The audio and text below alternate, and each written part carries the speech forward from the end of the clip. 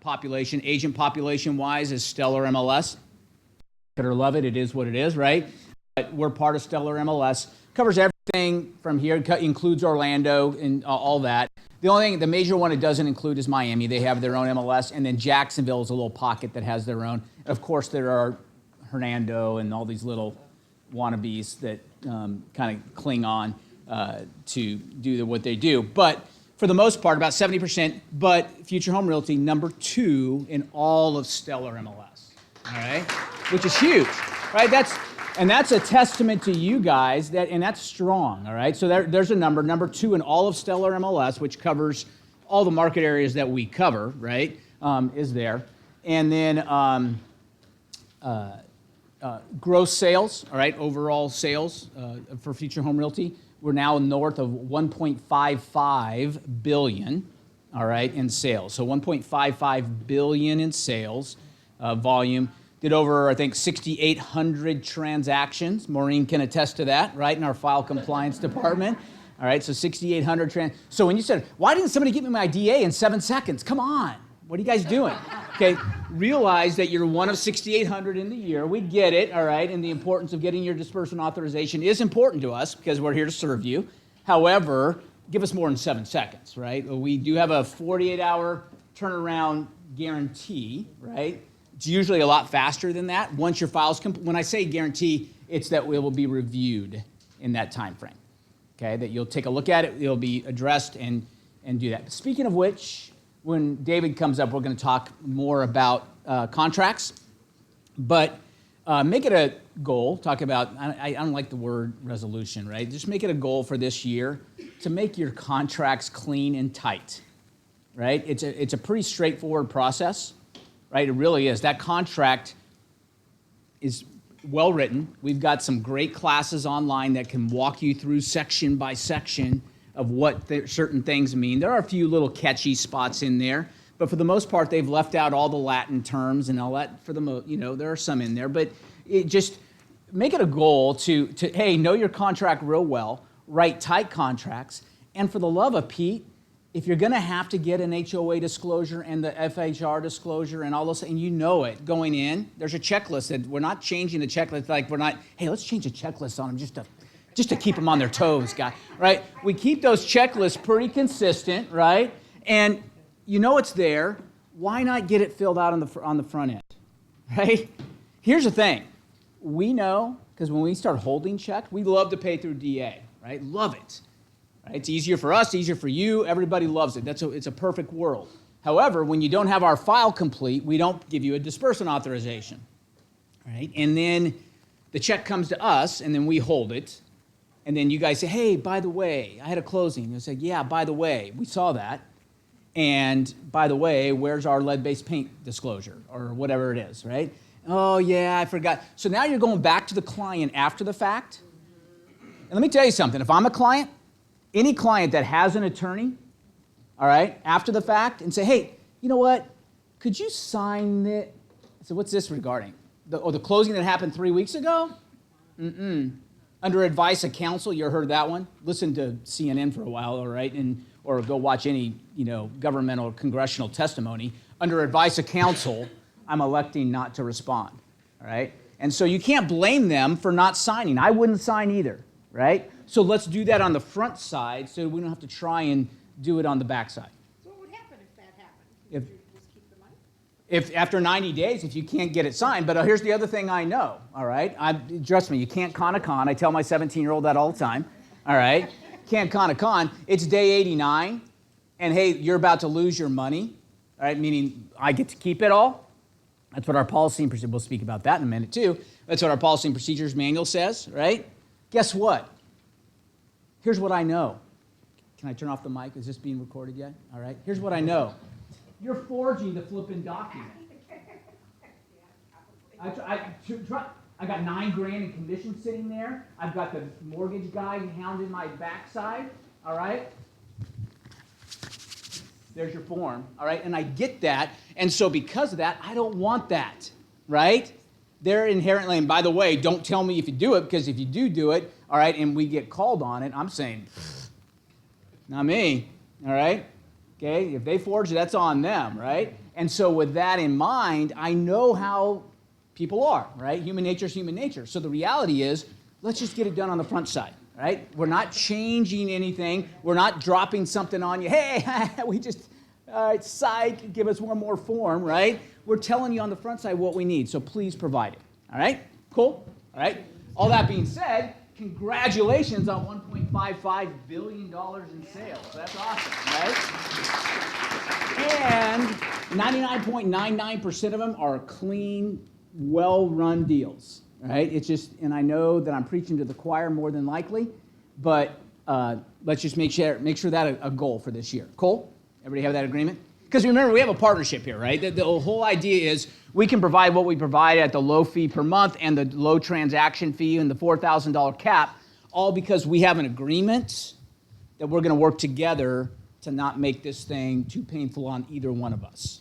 Fair enough, right? Because here's the reality of it all. This sounds a little harsh, so please don't take it wrong, but go ahead and take it as it is, right? The most any one of you has worked my bottom line is $4,000. So if you become more of a hassle than the $4,000 you're bringing, right? And I have this speech down. There appears to be a cultural disconnect in how you transact your business and the way we would like to be perceived in the marketplace and the way my administrative staff can handle your processing of your files. What I'm saying is, you're a pain in my backside. Have a nice day. There are a lot of other brokerages, right? And so, that's why I said it sounds a little harsh when I say it, right? But it's just, hey, we got a partnership here, right? You work with us, we work with you. Let's keep things all happy and run smoothly and all is good. Cool? All right. To that end, let me just talk briefly. You guys got the email about our change in policy and procedures. All right, if you haven't, go look at it again. There is a class on FHR University right on the front page that talks, and it's me with about a 15-minute video going over the policy and procedures change. Here's the deal. We now have a prohibition. All right, you guys know what that means? Let's go back to the 1920s. It's the 20s, right? Yeah, that's why I did it. It's the 20s, so let's have a prohibition, all right? Okay, in the 1920s was prohibiting alcohol. We're now prohibiting sale of your own property, okay? What in the world? I get it, all right? I totally understand. Here's the problem, all right? I have my attorney in the room who can attest that I'm dealing with cases of agents who are owners selling their own property and being accused, allegedly, not disclosing certain items that were latent defects, okay? Or actually not latent, but non-latent defects, right? Things that were not readily apparent to them. Normally, and that happens all the time, right? You do 6,800 transactions, sellers are not going to disclose everything. Fine. Even if we represented the seller and someone comes to me after the fact and says, hey, your seller in this transaction, you represented, you're the listing agent, didn't disclose something. I said, hey, great, man. If you have proof of that, go sue them and sue them all day long. They deserve to be sued. Problem lies is when that seller happens to be one of my agents, right? Now, Houston, okay, we got a problem. Because what's the terminology, David? What's the vicarious? What's the attachment that they lump me in with the deal? Where I get lumped in with their lawsuit because I am. What's my duty to manage? Supervise? Yeah. What's that? There's. Statutory obligation to supervise the agents. Yeah. So in essence, what I'm saying is, hey, you should have known this. I should have been all seen. I should have got into their Google account and got on their camera, right? And like Google can, and see what's happening in their household and make sure that they disclosed everything that was wrong with the house, right? Unfortunately, I can't do that. And so because of that, our errors and omissions policy has a prohibition against it. So we've come up with a workaround, and you need to hear me on this. We've come up with a workaround. I'm not saying it's perfect, right? But quite frankly, it's the beauty and the curse of being at a $250 transaction company. If it becomes too much of a hassle for me to fight these lawsuits that I had no idea anything was going on, then it becomes, hey, it's not too much of a hassle, right? So here's a workaround.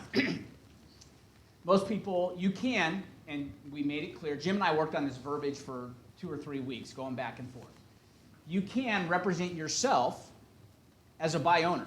You don't have to involve Future Home Realty. There's no law that says because you have a real estate license, you have to list it with the company. You can still act as a buy owner, all right? So you're more than welcome to act as a buy owner. However, whenever you act in the capacity of a buy owner, all the standard real estate forms that you're used to using are licensed and part of being a realtor. So you are not allowed, if you're not acting in your capacity as a realtor, not allowed to use FAR, bar, CRISP, all those forms that come along with being a realtor, all right? Go to Office Depot, and there's a real estate contract on file there, all right? Go online, I'm sure there's other real estate contracts that you can use. You can represent as a buy owner. Do you still have to disclose to any party that you have a valid real estate license? Okay? I have a license, I'm not acting in that capacity, but I have a license, all right? I'd prefer you say you have a license and don't even tell them who you're with, all right? Because you're acting not as a realtor in this case. Are you with me? All right? So you have every right to do that. We don't need paperwork. We don't need any of it, all right? Same thing when you're buying. You can do the same thing, right? However, most of the people they want MLS access, right? So we've come up with a solution where you can load it through us, through a limited services agreement. We will load it in MLS. It's a $295 fee. Most of you here in Tampa could just minus the $295 on what you're going to pay a buyer's agent anyway, 2.5% minus $295 to reimburse it. It's a flat fee, $295, and you sign a no brokerage relationship with us, right? Now the other rule is, so we have a no brokerage relationship, you get MLS access, it's in the MLS, we step away. All the calls are directed to you, just like a limited, you guys have seen limited services out there, Jack Keller or whatever that guy's been around for 48 years, all right, doing limited services, flat fee listings, right? That's all we're doing. You put in the MLS, you still have to offer a minimum compensation of 2% to a buyer's agent, right? It has to be in there. And then you handle all the negotiations. We don't need to see the paperwork. All you need to do is keep us aware. When it does go to contract, go to pending and or sold, we'll update the MLS and we're out, all right? But we have a no brokerage relationship. That way, if someone comes along and says you didn't disclose, I say, great, go sue the seller, who is an agent, but was not acting in their capacity, and we had no brokerage relationship. John. I list my own house, limited service with the office. Yep. I hold an open house at my own house. Yep. The buyer comes in and wants to buy it, and I only represent them as the buyer of this house. Mm-hmm. And you're the broker. You, Potential there for you. no, you would not represent them as a buyer with Future Home Realty. You would, yep, that's correct. Well, also, why would you represent them? I know you could just, You're not could gonna just pay discount, yourself. right, you could just discount the commission. I agree, but I just wanted to make sure that there wasn't. Yeah. Well, if they're coming in without somebody, then you don't pay anything. Right, exactly. There's no 2%, 2.5%. Right, you would just make that extra money. And in that case, you cannot use Florida Realtor forms, all right, because that person was not represented. However, I am acting as capacity as a buy owner, right? And an agent from RE/MAX comes in and sees my MLS listing, negotiates directly with me, and they initiate using Florida Realtor forms, we're good. Because they initiated the forms. They are acting as a capacity as a realtor, and you can utilize those forms. Are you with me? Okay? So, I'm not saying you agree with it. I'm not saying it's perfect. I'm just saying it is. All right? So let me get my dad hat on. All right? Why are we doing this? Because. All right? Yes? So you also said that then we won't have access, right? But you will be putting the properties on the MLS portal? Correct. You have to give us we have a listing, a limited service listing agreement. You provide us the MLS profile sheet, and then we put it in exactly as you say to put it in. Right? Because you're not going to load it in the MLS yourself. And by the way, your sign in front of your house that you're selling, even though it's the MLS, says Bev Buckaloo phone number. No logo, Future Home Realty, no reference, Future Home Realty. Now, when someone walks in your door, what do you have to tell them? I'm a real estate agent. Hey, before we get started, just let you know I'm a licensed real estate agent, not acting in that capacity as we speak. All right? So, got that out of the way. Here we go. Yeah. What about if we get another agent in the office? Yep. To list? You can do that as well. And we make an arrangement with that person? Or do we still have to? You can make an arrangement with that person. You can, David, I'll defer. Agent B lists for Agent A. I've talked this over E&O, I'm good. All right, so I've had that coverage. Okay?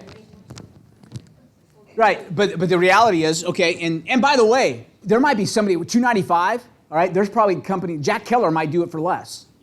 All right, okay? Then go for it. That's even better, right? Okay, have at it. List with Jack Keller, right? And use him as your limited services guy, right? Okay, you have every right to do that. There's no rule that says you have to roll it through us. Now, if you list each other's properties, that's fine, but don't get caught into a scenario where you're acting as an agent of your own property. Because here's the thing. Here's what I've learned over the last year in these cases that I'm dealing with, that agents don't listen to the advice they give their clients. All right? Disclose everything. Disclose everything. Oh, yeah, that leaky, that leak. Disclose. The fact that I removed this load-bearing wall when it's my own property, why do they need to know that? Right? Okay? But you should have disclosed the leaky toilet and that it wobbles when you sit. Right? Okay? You should have disclosed that, Mrs. Jones, right? But when it's my own house and I, totally renovated the thing and added 48,000 square feet of unpermitted stuff, right? That, it's as is, right? They can find out through the inspection, right? Okay, it's amazing to me what agents can do here and then here. Well, Can I stop? Yeah. can you put the microphone on? It's like in and out and we can't hear it. Oh, are you on? Oh, it's been on. Oh, okay, good. Well, I can't put it on because, it's my clip, but all right. Also, can you restate I might damage my cashmere sweater. Also, can you restate the questions for the people? Okay, all right, good deal. All right, we'll restate the questions going forward, and we'll do it. Thank you. All right, no problem. So I just wanted to be clear.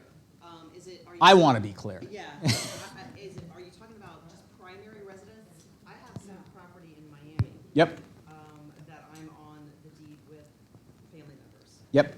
Any property that you have ownership interest in, Okay. even if it's, and, don't think you can't con, any entity in which you have ownership interest in. Yeah, but Bob, that's not me. That's, we buy houses and flip them Inc., of which I'm primary, 98% owner, all right? Okay, all of that, if there's any relationship and any ownership interest, and or in a state of Florida where we have, what's the thing when you get divorced and everybody automatically, the money goes to both places? Community property state, thank you very much, all right?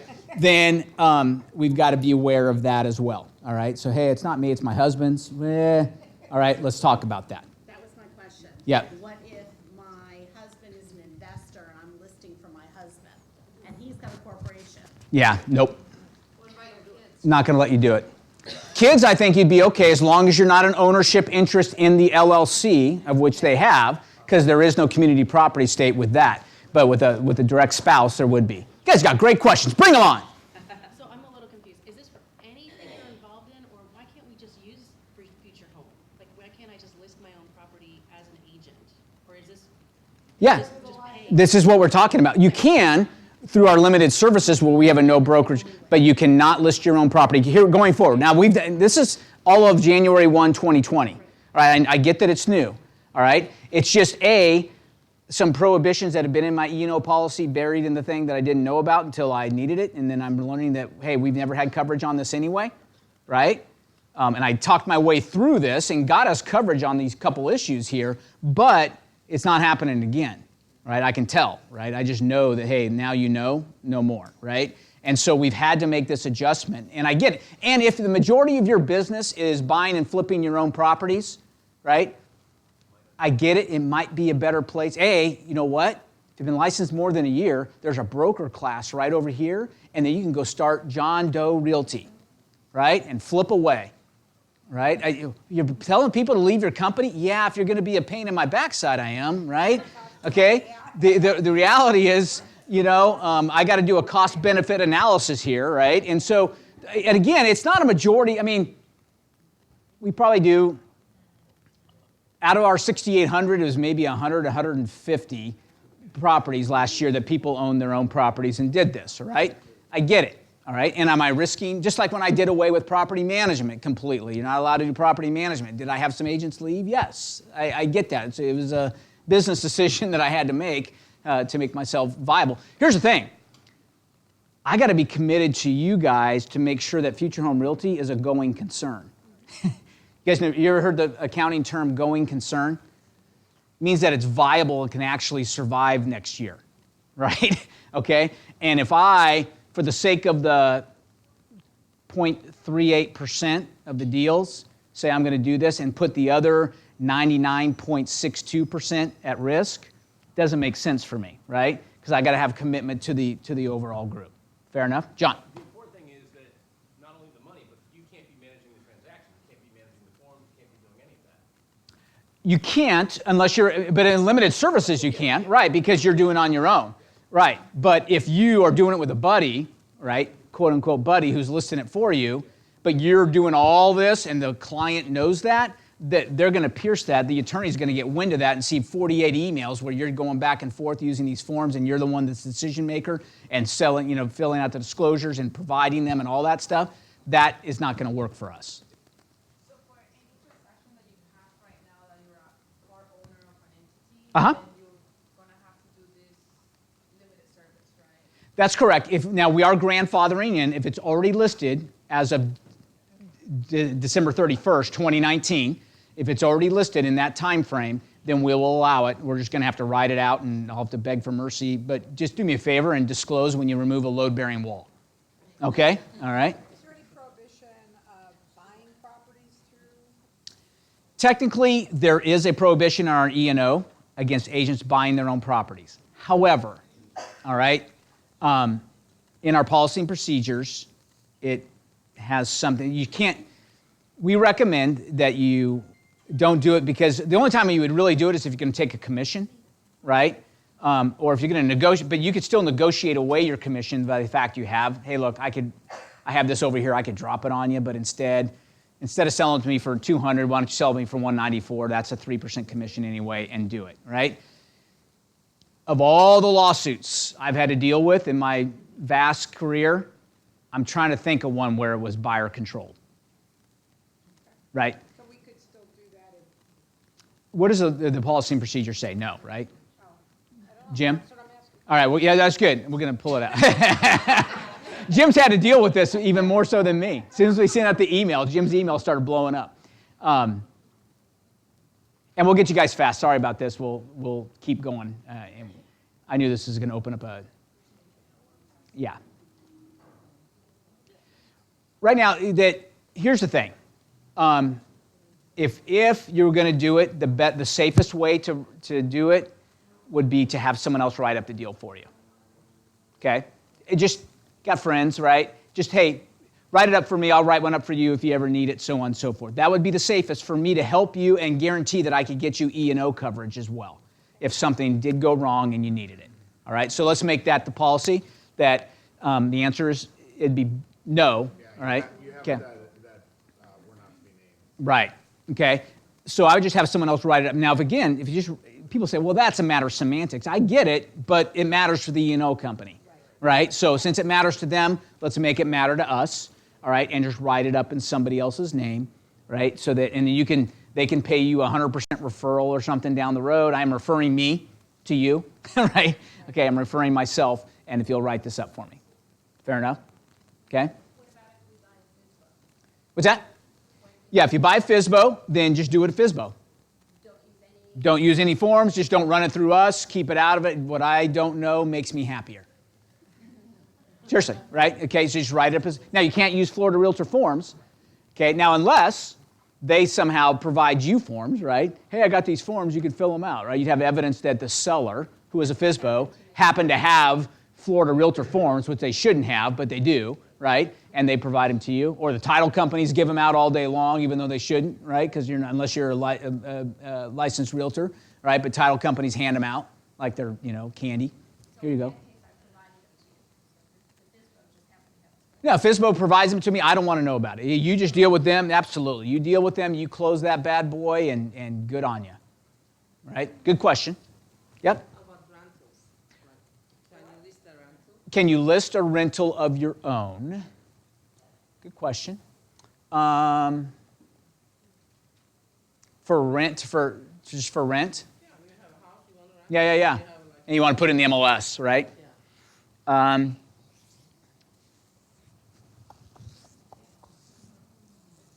me think on that one. Okay. I think the answer is going to be no as well because, again, we've got issues, right? I would love for this not to have been an issue at all, right? Unfortunately, it has become one, right? And a big enough one for me to make a fairly major change in our policy and procedure. We haven't updated our policy and procedures manual in 12 years, right? And so it's big enough for me to go through the hassle of doing this and making this change. And if individuals still, I've got the video explains what I'm just going through here, right? So you can always hearken back to that. And I get that you're going to have individual questions. If you still do after a while, I just asked with 1,400 plus agents that you please watch the video and try and read it, think through it first. And if you're going to call with some very informed questions instead of ones that were answered 6 times on the video. Fair enough? All right? Okay, cool. Great questions, and it's all good, all right? Like I said, and for those of you that do it, it's more of a major issue. I've got a list of, and I'm going to work through that. Maureen's been providing me for the last 3 months a list of agents that tend to be flippers, we call them, right? Okay, and so I'm going to be making personal calls to them to make sure, because they don't show up to the meetings anyway, right? All right, and so they're the ones we get. By the way, you're going to get a copy of this. This is how big this is. You're actually going to get a physical copy in the mail with your 1099. Okay, paper, because I don't want anybody saying, well, we emailed you, we begged you, we said it at all the meetings, and we sent it along with your 1099. All right, so I don't know how else to get a hold of you other than smoke signals. And I have part Indian in me, unlike somebody else I know running for office, right? All right, and so I can send smoke signals next, all right, to make sure you get the message. Cool? Awesome? Good deal. Maureen, since we're on kind of housekeeping stuff, talk to me. Communication. Yeah. That is key. Smoke signals. I love how you said, we got the 2-day turnaround policy. Yeah. Okay. Here's the problem. If you have put something in paperless pipeline, and then all of a sudden I get these emails. I love it when I get text messages with no name, no property address. Where's my DA? I'm like, who are you? Let me put all 1,400 in a hat and pick one. Yeah, Start exactly. calling. I get these all the time. Adam Adams. Let's start him. Right. All right, call him first. And inevitably, I open the file in paperless pipeline. What has happened is you opened a transaction in paperless pipeline, you put one document in, and the girls have said, you're missing 8 this. documents. And then an hour later, you put all those missing documents in, but you don't communicate back to us. So you're like, well, I put them all in, but you have to tell us. We have thousands of transactions, and we don't open every transaction every morning to see if people put docs in. There is a button inside paperless pipeline. Some of you know about it. Some of you, honestly, you just keep hitting reply to our emails. Do not reply to our emails. Go into the transaction. There's a button that says no email. Click it. Click the button that says contract admin or listing admin and send them a note. It goes to them. And here's the beauty of communicating that way. Whoever's working will jump on it. If you reply, it might go to Asha, but maybe Ash is off. She might not be working for another day or two or whatever. And the beauty of communicating inside is it blogs all of our communication. So I can jump in and see what Asha said, what Pat said. You have to communicate inside. And you've got to click that little button. If you forget to click, your note doesn't go anywhere. Really, really important. When you set up your transactions, it's a listing. You get a contract, you add a contract file, change it from listing to pending, put a close date, because we sort by close date when we're doing work, and communicate, send us a note. I just did a big closeout audit of 2019, and I can't tell you how many listing files I found where people added a close date, put a contract in, never communicated with us. And those people that will send notes, my file's been in there 2 weeks and no one looked at it. You have to communicate every time you put something in. Give us as much data when you set the transaction up buyer name, seller name, purchase price, phone numbers, emails. Fill in as much as you can. The more data, and the same in your forms. We get forms all the time, no property address. Property disclosures. Everyone's been filled out and signed it, not a single address on any of our disclosures. TBD. It's like, okay, this is absolutely, does not do any good at all. Fill in your blanks on your forms. We have a lot of empty blanks not filled in. Just really, like Bob said, clean paperwork, clean contracts. It'll make everybody's life so much easier. And I know, I get like, why wouldn't we write clean? What are you talking about, Bob? A dirty, And I get, we don't have 1,400 people in the room, right? So we're not preaching to probably the people that need to hear it the most, right? But maybe you'll get the word to them, or maybe they'll just feel it in the air, all right? Okay? Just because we're saying it, it's out there. They'll finally say, you know what? I think I'm just going to, my ears are burning. I think I'm going to write clean contracts this year, right? So maybe that will happen. But with that in mind, communicate with them, because our goal is for you to get paid on time, walk away from the closing with your check in hand. It's so much better for all of us when that occurs.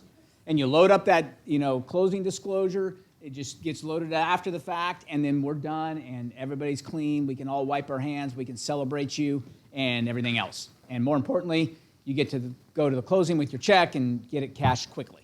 Cool? Fair enough? All right, so communicate. That's always good. All right. Jim, you got anything you want to add? Just allow you to come up to the, obviously, and that BizPin's been launched. Oh, yeah, did you guys get that That's email too? New access for all the offices. I will tell you this, Seminole the key card does not work at Seminole anymore, only this BizPin, so I'm just telling you that. The key card technically works at all the other offices for a short time, and then we'll be shutting it down. But, so, once you know your key is working, you can just send it in, because that's what we're moving to at all the offices, so you'll be good. If you don't, if you haven't seen Has the anybody doors- downloaded that? Oh, yeah. a lot. Yeah, it's really cool, all right? If you It's haven't- it's really easy. If you did it late last night or this morning, check now, and you can actually just pull down on the screen, and all the doors should show up. Because I just went in a minute ago, but I go in like every hour and grab the next people. So. Okay, and so it's kind of like the Bluetooth e-reader for the lock boxes. When you're at the door, if the door that you're at is not highlighted in green, like a brighter green than the other ones, pull down on the screen again, refresh it, and it should turn green. Because it just you need to connect your Bluetooth with that door. So you just pull down on the screen to refresh it, and it'll flip, and then it'll turn brighter green, and then do not hit the I at the far right. That just means info. Just hit the key, like right in the middle of it. Like the big bar, just hit it right in the middle, select that door, and it'll click the door. A lot of the doors are kind of silent. There's no beep or anything like that, so they still work the same as they used to. Like the Seminole one, you got to push on a little bit to open it. Okay, so it should look like this, The magnet unlocks at the other right? See that? All the doors are there. Notice that they're light green, light green, Yes, light I went in green. and did it. Okay, because I'm not in range of any offices. When I get within a range of an office, it'll turn a darker green, and that green button is what Jim's talking about you want to hit. The I button's just going to tell you all sorts of information but not do anything. Okay? The green button does it. I'm sorry? Can it be put on two phones? Why do you have two phones? No, it's only one. One phone. Oh, It's only, you can only do it on one, and if you put it on the other one, I think it shuts the other one down. yeah, so only one phone If number. you buy a new phone or something, you just go into your account. Well, I know that way, but it didn't Yeah. happen because I lost my phone and I had to Oh, wrote it, but I got. yeah, don't know. You have to choose one to make your key phone. From what I understand, you Yeah. can choose one. Yeah, but- exactly, as far as we know. I don't know the whole. But it's a really cool system, and it'll be a lot easier. And by the way, though, if you're alone in the office, take your phone with you. All right, oh, let me run out to my car. All right. Okay, and now you can't call anybody because your key is, you know what I mean? And the key cards are going to eventually go away and not be working. So, right. Yeah, absolutely. All right. Well, it's already happened. So it's not going to happen. It already has happened. So just be aware, all right, that, take your phone with you. Most of you do anyway, right? Your phone's kind of, you're like your nursing, yeah, like your security blanket anyway. So, yes. All right. Cool. All right. Let's go through this. And guys, we got to fly. All right, Kevin, how are you, bro? Doing well. How are Good you? to see you. Happy New Year. Happy New Year. Happy huge year. How about Huge that? year, even better. Last year was big. This one's going to be huge, right? Awesome. So I was going to do that 4-second pause, but I have no chance. So, That's right. hey everyone, I'm Kevin Overstreet. I'm the owner of Insured Title. We're next door to your main office here in West Chase. We're also on the second floor of the Greater Tampa Realtors building. Also the owner of Synergy Title in Madera Beach and a few other companies, one of which is Become a Better Agent. We have our 35th quarterly event coming up on the 13th of next month, the day before Valentine's Day, so it's our Valentine's edition. Two main things are, we're going to have 3 of the top producing husband-wife teams in the area talking about how they do what they do. And then in honor of the other 80% of relationships, we're going to have some divorce experts. We have Wendy and Professor Kelly Murray, who graduated from Harvard with Barack Obama, who are the founders of Divorce This House, and they're going to be teaching Intro to Divorce Real Estate for Consumer Protection and learn the right way to work with divorce lawyers. And so please check it out. babaevent.com is where you register. Great. Kevin does a great job. You know, real title company is awesome. Baba is awesome, right? It really is focused on bringing value to you and showing, hey, ways that you can A, increase business, and B, take that increased business and really flourish. And it's always been free and it always will be, but it's $20 to register. When you show up, you get $20 back. See, he's learned now, right? Exactly, all right? A little commitment in there, you should show up, right? I don't feel like going this morning, but I'll lose 20 bucks, I'm going, all right? It's amazing what you guys will do for 20 bucks. I've seen it, all right? Good deal. David, we'll come back to you. Any of my other vendors are here. How are you? Hello. Hey guys, I'm Amanda. I'm with the Heckman Mortgage Group. Brian's at his annual conference, but I'm happy to be here with you. I just wanted to go over, we're continuing our ways to evolve your sales process. So I see a few people have already come to the class. You guys are all good. We're still continuing and everything. But we're going to open up another class here in the next few weeks in February. So if you either want to give me your card or shoot me an email, Amanda at the Heckman Group. We'd be happy to get you guys plugged in. It'll be a free group, and then there's a more selected group for the Massive Action Plan.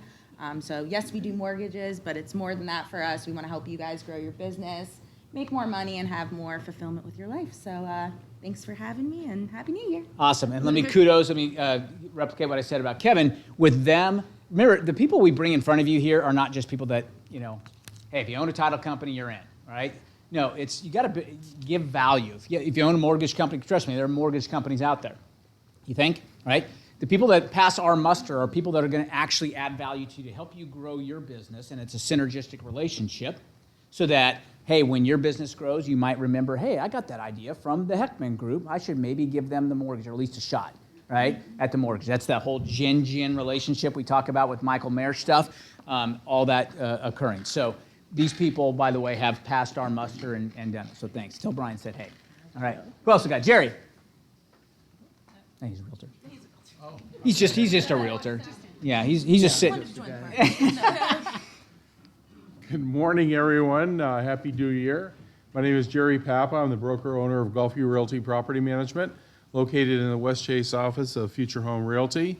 We're entering our 14th year of doing quality lease and property management throughout Tampa Bay. We provide referral fees. We promise to never steal your customer when they want to buy or sell real estate. We send them back to you. One of the important things we do is we provide quality property management. And one of the things that we always ask the real estate professionals at Future Home Realty, as well as other real estate professionals that we serve, is that when you're working with investors, make sure that you work with them and that they understand what it's like to own an investment property, and should they need professional property management services, what it's like, especially if this is the first property that they've ever owned as an investment property. We currently have a owner who never owned a property, and they were brought to us by an agent. And this owner has become so troublesome because they don't know whatever is to be expected when they own a property. They think that this thing was just going to be la-di-da, and why do they have to pay for for repairs? Why do they have to? Roof's not falling. What's their problem? Yeah, what are they complaining about? why is this Gee, air conditioner going bad? Why do they have a leak in the roof? They just thought that when this realtor sold them this property, everything was just, excuse this word, hunky-dory. Okay, I don't know where I ever picked that up. That's a good one. But everything was just fine and dandy, and now they question everything that we talk to them about, that we show them quotes on, etc. Well, when you our partner on the other side are working with them on buying an investment property, make sure that they understand, and or even better yet, bring us into the equation before they buy the property.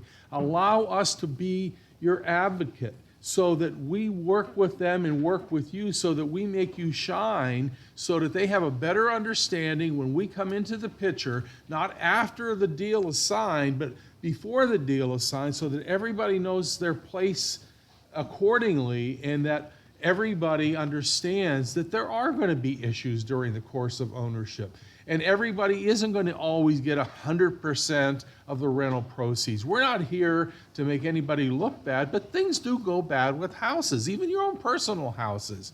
And when that owner lives, whether they live in Miami or they live in Beijing, China, there are going to be issues. And it's not because we're trying to cheat anybody, but things do go bad. So we want to be your advocate. We want to make you shine, but we're not magicians. So Jerry Papa, Gulfview Realty Property Management, we're here to make you shine. Come and see us if you want to know more about our company. Thank you. So I have the prohibition on property management, right? And it's because we bring in sources like Jerry, right? That you guys can, other options. The reason most of you want to do property management is because you don't want to lose the relationship with the client. I get that, right? But you don't want to be taking the phone call when AC's not working, there's a pinhole leak in this and that, and all the copper needs to be redone, all those questions, right? So let them handle that, and then when it comes time to resell that property, it gets given back to you because they remember where this whole relationship started, and that was with you. All right, so just real, and then to Jerry's point, if you're representing an investor and you're going to try and run cap rates for them, well, one of the important things in running a cap rate, you got to start, before you can get to NOI, you got to have gross income. Right? And before you even know what a typical rental rate is, you're not an expert. Hey, Jerry, got somebody who's looking in this area. What do you think of, this 3.2 in Port Richey might rent for, right? What are going rates, right? That probably rents for about $1,100 a month. Okay, great. Let me use that as my basis to help them make an educated decision when they do purchase, and even better yet, bring in Jerry and or one of his property managers to introduce them and have that logic going. So I second your opinion on that 100%. Thank you. All right, good deal. Janelle, how are you? I'm fantastic. Good. How are you? How's the life in the home warranty world? It's good. Yeah, see? So I'm Janelle, I'm with Old Republic Home Warranty, and I just want to say thank you. I don't know half of you here, but I know that I get a lot of business from Future Home Realty. I don't either. Okay. I'm just T. I know you all by name, including your spouses, your kids, and your grandkids if you have them. Oh my gosh. Okay. Okay, so I've literally been at Old Republic for a year, and my resolution is to get to know you guys this year, and you'll be hearing from me. If you've ever given us a warranty order, then I'm going to be calling you, so just be ready for that. And if you need anything, let me know. I am here. My cell number, because a lot of people don't like the dial-up 800 number and leaving a message and all that. I will give you my cell number. It is 352-300-0088. And call me anytime if you have any questions or if you need anything. Thanks. Awesome. Okay. 352-300-0088? Yep. See, look at that. Lock me in. Pretty lady tells me a phone number. I don't really, okay. See, that goes way back, man. I was taught that early. I got that written. I have to write it on my palm because then it'll be all sweaty, and next thing I get home the next morning, dad gummit, man, where'd it go? We'll come back. Okay. Is that cool? All right, you will go. All right? All right, you good? Awesome, cool. Tiffany. Hi. How are you? Good. Good. How are you? Great. Hi, everyone. Tiffany, now, if you know Tiffany, she didn't have overeat the holidays, all right? Okay, I can say this. I swore back when I was 19 that I'd never say, hey, when are you expecting? No. Right? Because Don't that's ever never, ask that question. I had the baby 4 months ago. Ooh. Okay. pregnant. Have a nice- We'll talk to you later, right? I Okay. actually had someone ask me if I was pregnant or just fat. Really? I did. That way, in those words, exactly. Exactly. Okay, things not to do. How to Yes. not act like a gentleman. Yes. All right. It was a okay. woman. Oh, I so was how to very not act like a surprised. gentlewoman. All right. Okay. Yes. What do you do? I'm Tiffany Obenrudder, and my husband and I, Ryan, own State Insurance. So we're an independent insurance agency, and we work to serve you and your clients by offering competitive same-day quotes. We represent multiple companies, so we like to say we have an option for every type of property. There's a small caveat there, but if there's like a roof missing or things of that nature. But I just want to thank you guys so much for your business and the relationships that we have with the realtors here. And those of you who haven't tried us, I invite you to please give us a try on one of the next deals that you have. We're happy to just work so hard for you. So thank you. Appreciate Awesome. being here. Good deal. Perfect. All right, now we're ready. All right. All right. I'm Linda with Florida Strategic Insurance. For 2020, I just wanted to give you guys a quick gist on what's going on with home insurance. We are hitting a hard market, which means we've seen some losses, not as much profits. So rates have gone up this year. Alongside with that, in November, when I was talking to you guys about the new flood maps for Hillsborough County, those have been pushed to 2021. So it's not going to be effective this year because the impatient process was so much more important. Other than that, we're always here to help you guys be a second opinion too, aside from what I forgot her name. Tiffany does. If you guys have sellers that refuse to do repairs before closing, have conversations with us. There may be an option for your buyers 30 days after if they can complete the repairs. So Awesome. always here as a second opinion for you guys. And if you guys get a chance to go back to the November meeting, they were our host sponsor. Excuse me. I had some really good information regarding grandfathering of flood and options around that if you're seeing getting stuck in some scenarios. So go back and take a look at that, or they're on our preferred vendors list, so you can look them up and do that. I had someone just do that the other day, asked me, and we looked you guys up, and they had them reach out to you guys. So cool, awesome, good deal. All right, Colleen, how are you? Good, thanks. Happy New Year. Happy New Year to you. Yeah, thank you. Thank you for having me. I'm Colleen with Equity National Title and Guju Law. One of the things we have coming up is the 16th, next Thursday. We have our Coffee with Counsel for everyone that's come. We had to change locations. Lucky Dill is no longer doing breakfast, I think, till March. So we are meeting at Coleman Insurance Agency in Palm Harbor. If you go on our Facebook page, it's on there, but 9 a.m. in the morning, we'll be having breakfast and coffee. So don't worry, you won't do without. We'll have that. And then Attorney Guju, we are starting a new series. It's going to be a 3-part series. The first part, starting Thursday, is going to be contract to escrow. So listing to escrow. So we're going to talk about everything to do in there and some of the funky things that happen that come up where you need an attorney involved. So it'll be fun. It'll be interactive. I look forward to seeing as many Perfect. people there. And you can go to your website for the information on that. Yes. All right. Yep. Awesome. Facebook. All right. Great. Thank you. Awesome. And Rose, we're going to come back to you because we're going to have you sponsor. That's great. David, you got 8 minutes? 7. All right. By the way, I was feeling pretty good about myself, thinking, hey, you know what? Because I worked out really hard over the holidays. I took my own advice and started my New Year's resolutions on December 1st. So I was actually going to be 8.5%, 8.25% ahead of you guys. All right, because I actually got started a month early. All right, worked out, feeling good. Thought my biceps were looking all right until I run across and I see John. Dad, gummit, man. It's like, yeah. All right, let me hide those things. All right, good deal. Perfect. Come on up, David. We'll be in the spotlight. So David Rankin, I've mentioned him in the already today because I told him my attorney, right? How we've had to deal with this and the things we've had to deal with over the last year. So there are a couple things you wanted to bring up, right? That you had noticed? That's right. Okay. I won't deny it. All right, good. Yeah. What do you got? Yeah. Well, with the 7-minute version? Yeah, 7-minute version. Okay, all right. So imagine this, you're the sellers, you're the listing agent, you are all excited about, you already got your commission spent, you got the day of the closing, you're looking forward to go, and you get a call from the seller's agent. The seller's agent says, we've decided not to go forward. No, buyer's agent. No, well, the buyer's agent announces, Oh, yeah. we're not going forward. Yeah. And you need to return the escrow. And you're thinking, wait a minute, this doesn't compute at all. This can't happen. All right? Well, there's one situation where it can happen, and they have every right to do this. All right? The homeowners, the HOA disclosure form, all right? If you do not have proof that you delivered that information, that form, have it signed off, that's your evidence, signed off by the buyers, and you have a copy of that, then you are subject to that nightmare. And where did that come from?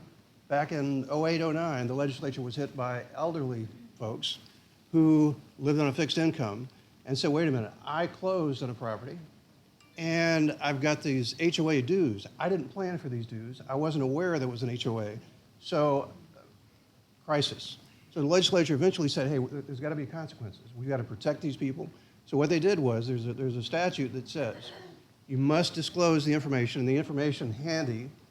You got that handy form, and that form, you fill out the form, you get them to sign off on it. That provides the information the statute requires. But the statute says that, hey, if you don't provide that, then up to and including the day of closing, the buyer can terminate the contract. And just to add insult to injury, gets the deposit back. All right? So sometimes we're practicing by rote, and we just do things, oh, that's another form, boom, boom, boom. This one has consequences. When you look at that form, you have to think to yourself, wait a minute. David said something about, if I don't do this, if A, then B. If you don't get it, the information in there, you don't get it to them, and you don't get it signed and back to you, then you are subject to having that happen to you, all right? And the other tweak there is that you figure out 10 days after, or however many days after the signing, whoops, I didn't get that to them, all right? So what you do is you send it to them, they sign it, and they have 3 days from the day that they receive that information to terminate the contract and get their money back, all right? But at least you have resolved the issue, all right? So that's the first thing. So the other is permits. There is some new legislation that was passed in the last session. I won't get into a lot of the intricacies. Let me just say this. The most important thing for you to know about if you're representing the seller, representing the buyer, is to research, devote laser focus to permits. Depends on the county as far as how you find out about them, whether there's an open permit. You can with the lien searches. The same people who do the lien searches can advise you if there are any open permits. But within the property inspection period, you're thinking, wait a minute, why? Say that again. Within the property inspection period. Say that again. Property inspection period, all right? Repeat after me. All right. You have to laser focus on that issue and find out, if you're representing the buyer, whether there is an open permit. Because if you look at your contract, which we're doing today with laser focus, in the contract it says that the only obligation, there's just this assumption that I bet if we took a poll, 90% of the people in here would say, well, the seller has the obligation to fix any open permit. And let's talk about open permits. Okay, let's say there was an addition that was done. They had a whacked out contractor. There was no semblance of compliance with the building code. Then if you are the buyer... And let's just say contractor. You need to put whacked out. Let's say Okay. because that applies to all contractors. You want the same? Yeah, right. That's Okay. redundant? Yeah, Okay. exactly. All Whacked right. out contractor. I understand. Okay. But if you have an obligation, if you have an obligation to buy, or your client has an obligation to buy, and there's an open permit, and it's going to take $15,000 to remedy, in other words, close out that permit, then you have just bought yourself a $15,000 claim. So what you want to do is within the inspection period, what you want to do is nail the issue of whether there's an open permit, because in the contract it says the only obligation that the seller has, the seller has no obligation to spend any money. The only obligation is the seller, and the seller never has these documents, but the only obligation the seller has, according to the contract, is to share whatever documents they have that relate to this open permit. Such To as, help you close them out as the buyer's agent, or Right. the buyer to close them out ahead of closing, right? Which, again, no monetary obligation, just a, hey, help us out if you can. That is why, we repeated 3 times, when is your option to utilize permit-related issues to get out of a contract? During the inspection period. That's only 10 days. How do I get that back? You better get on the title company or use a company like PropLogix, who will get you a report back in 2 days, and it's the best $100 you'll ever spend for your client. I'm just telling you.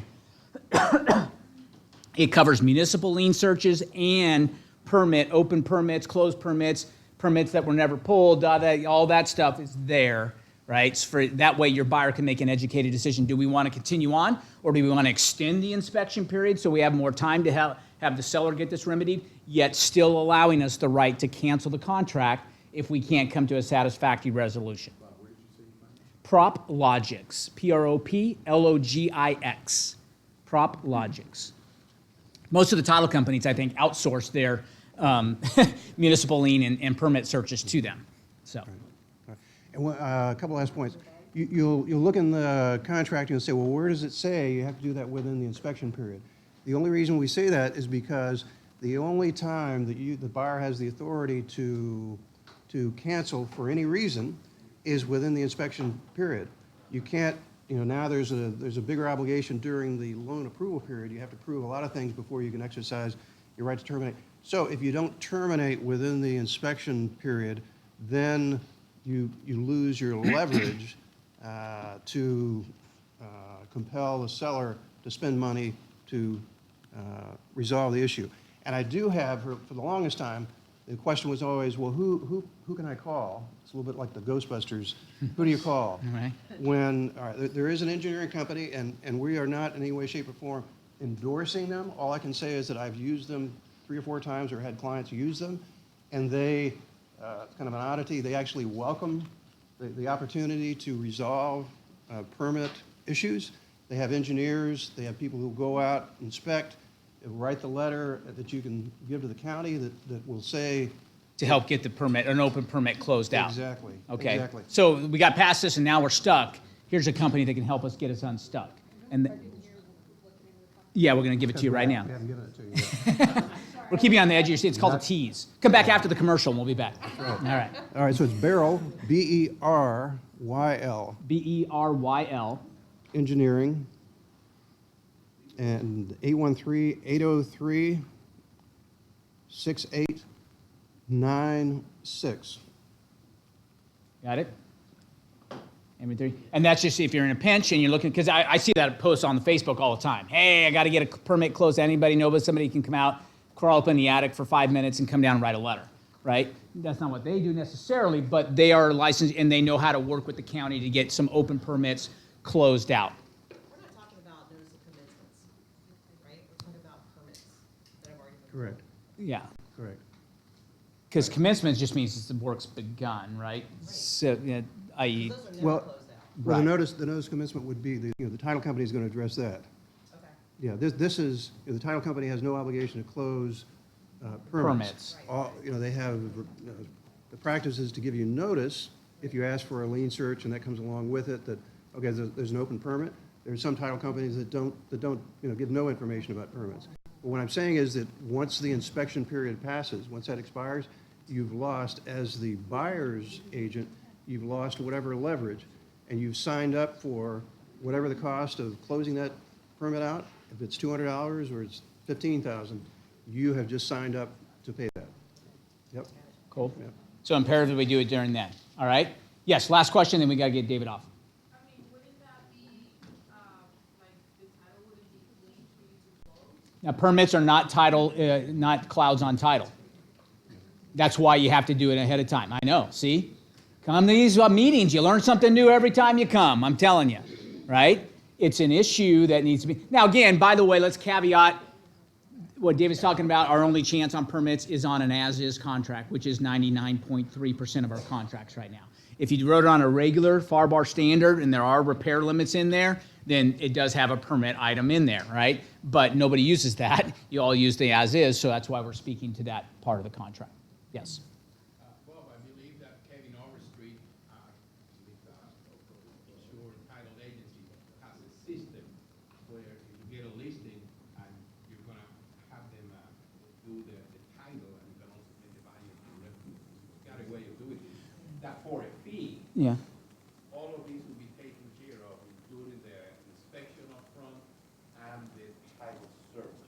Right, and now a lot of times in that, you're talking about the property pre-qual, right? And that's always a good thing to use. Most title companies will do a preliminary title search for you, which, by the way, thank you for bringing that up. no matter which title company you use, you should get a preliminary title when you list the property. Let's talk about our issues now, right? Let's get that done on the front side so we get that, start getting, if there are some issues, let's get them addressed. Now, other people say, I don't want to know about it. Ignorance is bliss, right? Don't tell me. Problem is, it's going to be found out, so we may as well get it addressed now. Cool? Good question. And then, Colleen? We closed out permits for you too. Okay. All right. Perfect. With it done. All right. With PropLogix, it does it. Cool. So again, just be aware, HOA and these things. David, thank you very much. You're welcome. All right. All right. Good deal. All right. Yep. What about a red tag? You ever run into that? Red tag. A red tag. I was at a furniture sale and they said, you know, okay. No? Not the same thing? Okay. all Well, right. it depends on what the basis of the red tag is. The red tag, as I understand it, is there is construction activity ongoing, and there's a lack of compliance, and so the building department shuts it down, and then they articulate what the reason is, you know, don't have a permit, so it's fact specific. But, if you can't figure out why it's been red tagged, then I would talk to the Barrel Engineering. They can, yeah. Yep. Perfect. Yep. Good. Good question. All right, let's let David go. Thank you very much, David. By the way, one thing I didn't cover with David, because I'll cover it in 30 seconds, is this. We had talking about don't perform law without a license, right? Here's a good clue. If you start writing things in paragraph 21, the additional terms of the contract, and you get past line 2, you might want to say, ugh, should I hold back on this, right? Quick story, I heard of an agent, right, that wrote into something like, well, all parties agree that the people next door are going to let the buyer use their well for 6 months until they can get their own well dug. Great idea, all right? Not ours to write, right? No, nowhere even close to ours to write, right? So when you start thinking, hey, look, you know what?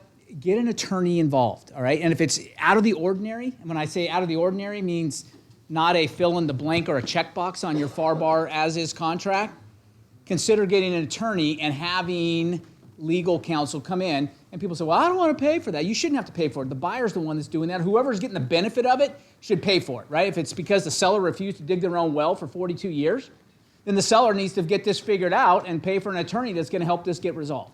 Fair enough? Okay, Jim. That goes for crossing out anything. I had a question recently about a buyer who wanted to cross out like paragraphs Yeah. whole and rewrite them in the additional terms. Was the buyer an attorney? No. Oh, yeah. Okay, perfect. All right. Which they probably would have done a better job than the attorney buyers anyway. Anybody represented an attorney as a buyer? I mean, they're about as bad as representing an agent as a buyer. All right? Same thing. Rose, come on up. Tell me how I can coordinate my transactions. All right. Rose is awesome. Rose, how long have we known each other? For a while now, right? See, look at that. Rose does a fantastic job. Another goal for you, if you want to do more business in 2020, is to outsource the stuff you don't like to do. Rose, have you ever logged into Paperless Pipeline? Yes. She has, right? So she knows all that stuff for you. She knows how to make sure your DA gets. I'm going to let her tell you what she does. Cool. Remember, that doesn't project your voice. It just makes it clear for the people online. You got it. Got it. Perfect. So I know Maureen and the ladies in the office very well. So I've been working with Jim and Bob for going on 4 years now. 4 years, I have grown to include, I have another transaction coordinator. Her name is Shahira. She's back here. She is bilingual transaction coordinator. She is based out of Manatee, but we do cover the entire state of Florida. Collectively, over the past 3.5 years, we've closed almost 1,200 transactions. A lot of those are with Future Home. I would say we probably have a good solid 30 to 40% of our agents are from there. Above all, their compliance, I'm going to tell you right now, is by far one of the easiest to get done. There's not crazy amounts of stuff. It's very easy, but we as transaction coordinators do help you with that. That's kind of one of our things that we do included in our fee.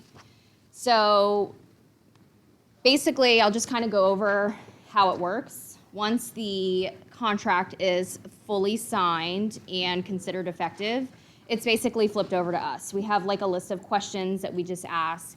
You fill out and you send to us. so that way we can start the transaction. So we're basically your second set of eyes. So we look over the contract, any addenda, all of the compliance documents, make sure everything is signed, initialed, correctly dated, everything is good to go, upload it all into pipeline, and review accordingly to make sure that we get our DA on time. So once we get the contract from you, we send out communication on your behalf, extending us as part of your team. You're never left out of anything. All the communication, everybody is CC'd on it, title, lender, co-op agent, the client, anybody that needs to be communicated with, we make sure that you guys are included 100%, so that way exactly at the end of the day, what we know.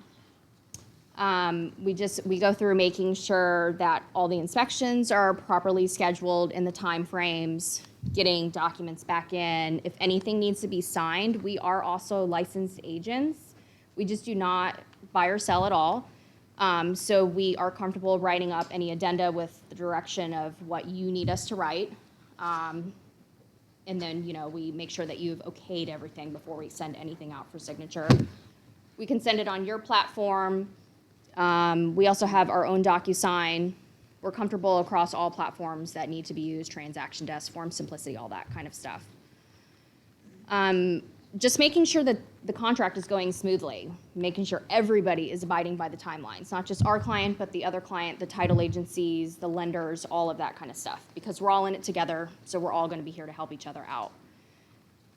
Making sure appraisals are done, we get the results, everything is done timely. I think that's the biggest thing, because obviously the contract is black and white. You have X amount of days to get something done. It needs to be done in that amount of days. There's no one day after or so, unless obviously it's extended. So we're here to make sure that that's run smoothly while you guys are out doing what you need to do. Lead generating, calling clients, out doing showings, attending inspections, all those types of things. We're sitting in front of our computer, making sure that everything is getting done for you. Like I said, at the end of the day, we want you to sit down, put your feet up, open your computer, read all your emails. You guys are gonna know exactly what we know, hands down. Making sure repairs are done, making sure the HOA obviously is one of the big things that we do in the beginning. Making sure we're getting documents, any kind of application process, that's getting to the buyer, following up, making sure they're doing those processes, getting their approvals. We look at lien searches and the permit searches. If anything comes up, we always notify you guys, because we'll see it right away if there's anything. Title commitments always go to the buyers. We've seen that not all title agencies will send the title commitment to the buyers. They send it to the real estate agent. So we make sure that we forward them the title commitment, give them the title agency's information. If they need to contact them, this is who you contact if you have any kind of questions.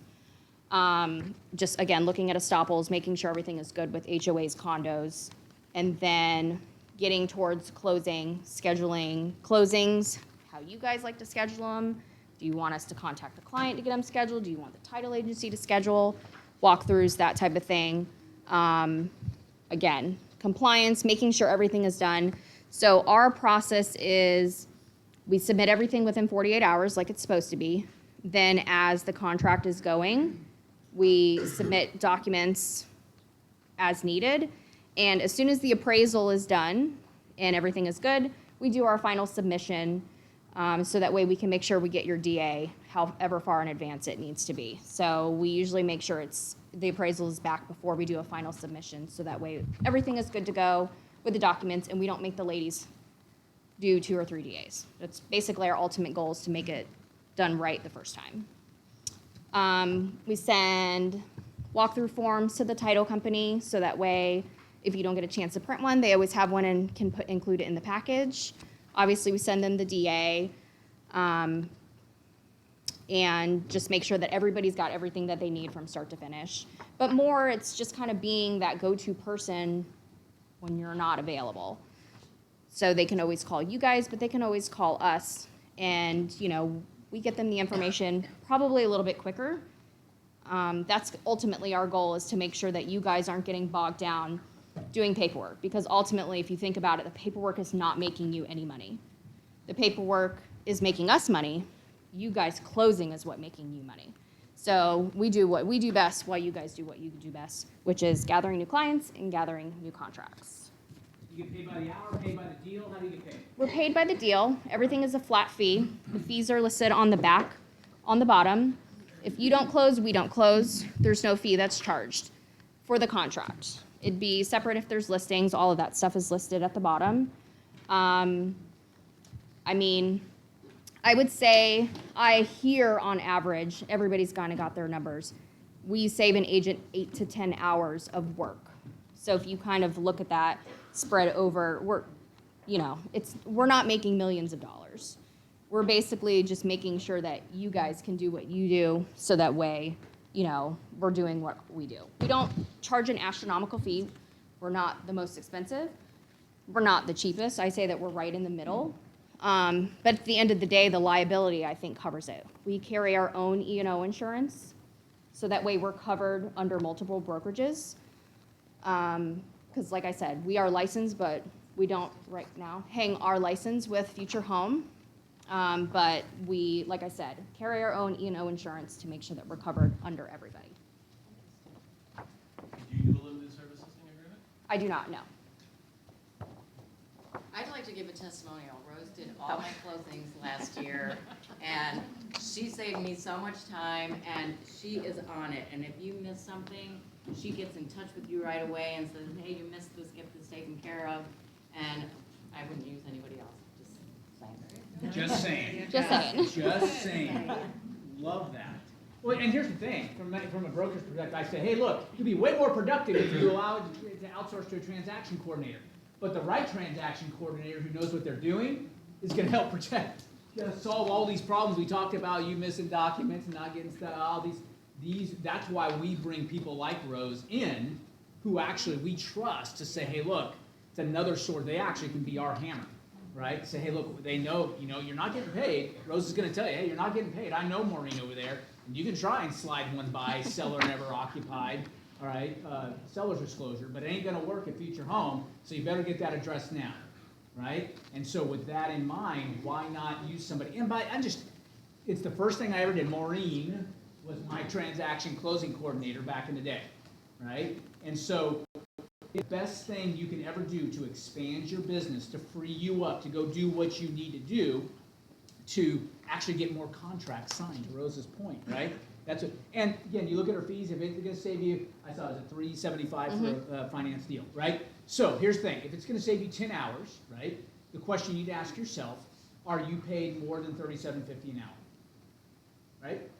Okay, and beyond that, I think it's way more than 10 hours, because the 10 hours, how do you quantify the 2 deals you lost because you didn't get back to the person who called on one of your listings timely enough, and now it cost you $8,000, right? Because, oh, yeah, think about it, but, I called somebody else, and they're going to show me your listing. Like, welcome to Florida, right? WTF, right? What just happened there, right? Okay, right? And so now that $8,000, I could have paid for a lot of 375s, all right, with $8,000. So just utilize that. I mean, again, make that one of your goals, is to say, hey, you know what? This is the year. If you're in that 8 to 10 transaction range, right, I would put out there as a theory that you could be in the 15 to 20 transaction range merely by utilizing the services of a transaction coordinator.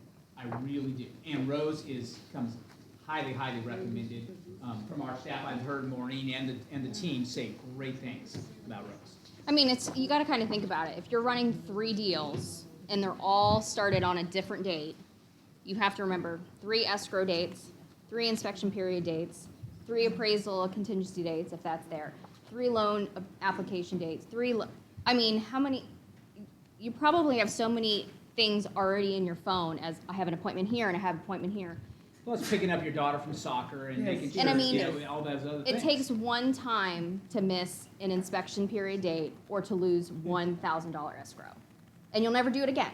But do you want to get to that point to where you have to do that in order to force your hand? That's kind of, I kind of look at it as, she knows what she's doing all the way through. Outsource There's it, right? absolutely no reason, when I first started, I'm Yeah. not paying somebody to do that. Ah, Hell, please. the second time I Paperwork, asked. paperwork, That's right? Yeah. Absolutely. I get it. Plus, I mean, we've closed a lot, so we try to encourage our real estate agents to use us as a source. I'm not going to say that I've seen and done everything, but I've seen a lot. So I've seen a lot of way things are handled. I even have some of my very seasoned agents say, hey, have you seen this and what happened or how did it work out? You know, we're there to offer what we've seen just because we've seen a lot of it and kind of seen a lot of different, you know, transactions. 'Cause- State Farm Insurance. We know a lot because we've seen it. Exactly. No, Especially, you know, Jacksonville to Miami, everything is different in different counties. Granted, we're all the same state, but you have a different contract in Northeast Florida. You have different requirements in Miami. So, you know, we just try to make sure that our real estate agents know that we're also a source for advice if they need it. Cool. And Rose isn't afraid to tell you, like, hey, I probably would have handled it this way, and Good. it's like, oh my gosh, you're right. Right. Let me go back and I probably should have done it. And Rose, you have my phone number? You should get it. Make sure, hey, Bob, one of your agents just dropped a contract on me, and this thing is an ever-living train wreck, right? I mean, I Okay, normally so will go back and tell another them set of that. eyes that I could, right? I'll be like, so. Just so you know, before I call Bob, you might Yeah. want to clean this up, right? To do it. Awesome. All right. Thank you, Rose. Give her a hand, okay? She's a sponsor. Yes, question. Oh, do you have more of these, Rose? Yes. In the back row, they're lacking them. Sorry.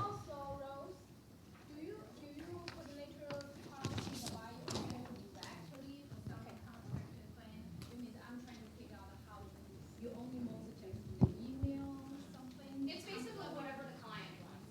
So if it's, you know, obviously we do a lot of things in email, so it's tracked.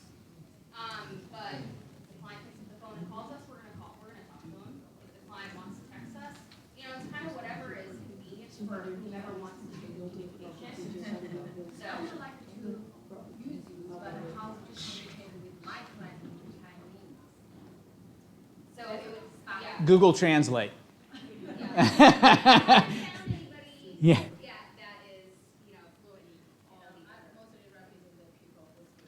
Yeah. Yeah, that'd be hard, unless you, and maybe there might be somebody out there, or if you got someone to recommend to Rose, she might be hiring, that can Chinese speaking. I'm looking because I do have two ladies that are Chinese and Japanese in our team, and kind of the same thing. Yeah, It's one of those things that we just haven't found. the right person. That right person yet. Got it. Cool. But yeah, reach out to her and maybe see. We have one more question before I bring up John. Nope, good. All right, good. Thank you, Rose, again. All right, again, highly recommended. Make sure you use Rose. John, come on up. So this is the best part. I love to bring up our top producers, right?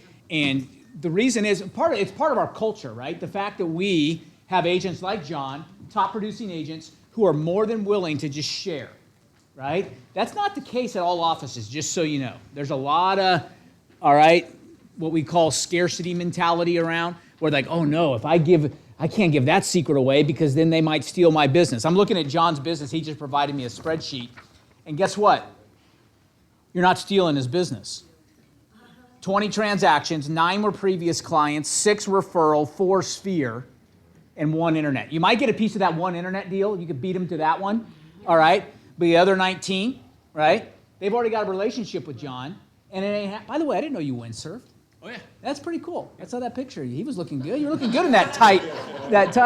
Notice the photos from here up? Oh yeah, right, exactly. That's an attaboy. I look great from It's here all, up. that's all. I look really good in those tight wetsuits from here up. Yeah. Right? Love it. So sit down. Okay. Let's have a chat. Okay. So yeah. If you I kind of gave away his secrets already, right? 20 transactions. You mind if I share? A little over 5 million in sales in 2019. Right, which spends well. Let's just do that at 2.5%. All right, I can do that math pretty quickly. It's 125. Pay me 4. Do some. You only have 1 internet lead, so you weren't spending a ton of money on that. Let me ask you this: on the referrals, were those referrals from a company? No, one was a referral from a company, one was a referral from other people that I know. Okay. Basically, the way I do it is, Once you Sphere hold is someone, oh, okay. A Sphere is someone that I know, like I know them from tennis or windsurfing or whatever. So they come in that way. A referral is anyone who says, hey, I know somebody, call that person. So mostly that comes from my sphere, my database, or past clients, stuff like that. So a sphere would be somebody directly buying that you know. Referral is somebody maybe in your sphere who referred a client Exactly, to you. Got it. exactly, Okay. right. All So if someone that I play tennis with came to me and said, I want to buy a house, that would go down as sphere. If someone I play tennis with says, hey, call Susie, then that would go down as a referral. Got it. Yeah. Perfect. But it's not like you're paying for referrals. You're not out there No, with. no Zillow, no, none of that. Got it.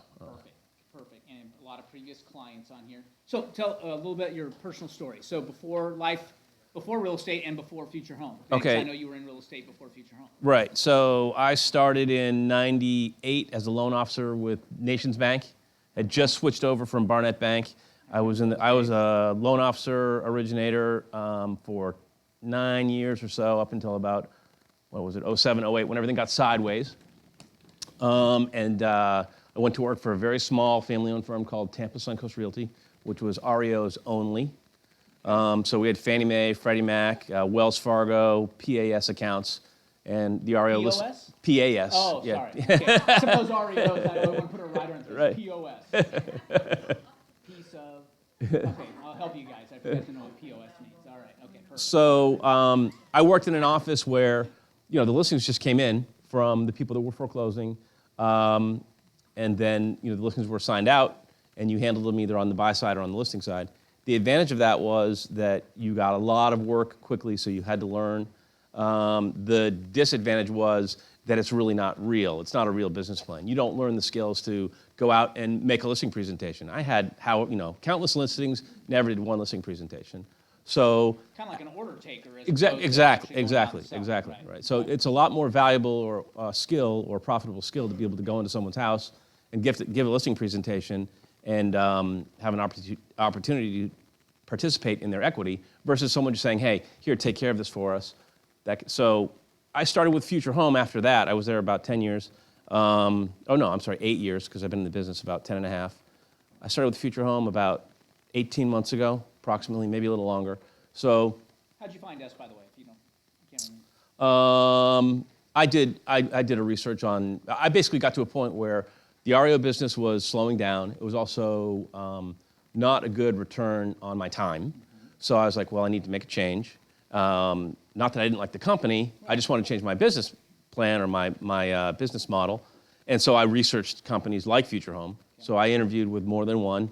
And then, of course, Jim Chan's was, Once you meet with Jim, it's over. It's over. Exactly. So, but I also knew Cindy Hayden because we had attended a marketing conference together. So we talked, and she was very positive about Future Home and was the one who encouraged me to go ahead and talk to Jim. So. By the way, Cindy Hayden, if you don't know, the Members of Pro is being installed this Friday as the new chairman. I think that's their, she's head honcho. She is BWOC, big woman on campus, right, for Pro. Yep. And that's one of our agents, so that's going to be exciting to see her. Yep, so Cindy encouraged me, so that's how I ended up here. And so I say that I've been a retail real estate agent for about a year and a half. Because even though I had the previous experience, new forms, I had stepped in the bear traps, and I had done all that stuff, which is very helpful, I really had never given a listing presentation until 18 months ago.